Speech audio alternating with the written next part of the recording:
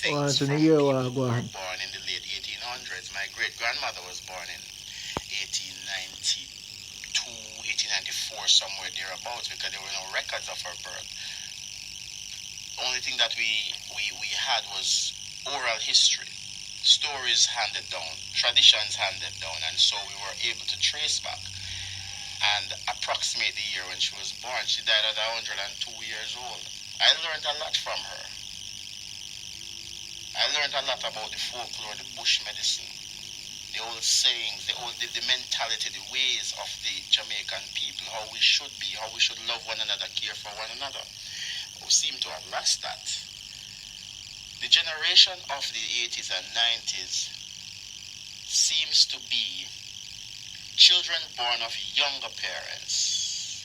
There were a lot of teenage moms. This is hard talk. Let's call a spade a spade. We're going to call the word what it is. There are lots of teenage pregnancies coming down from the 70s down into the 80s and the 90s, and until today. It got worse over the years, and that's a fact. That's a reality. It got worse over the years. So, with all the teenage pregnancy that was happening and all the children that were being born, what resulted was a lot of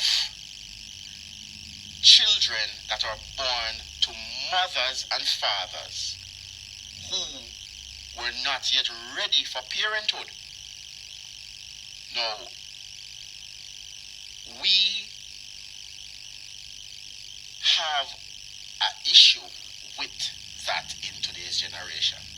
And the issue is, when children begin to have children, that important piece of education that they should have had from their parents, they don't stay home long enough to get it.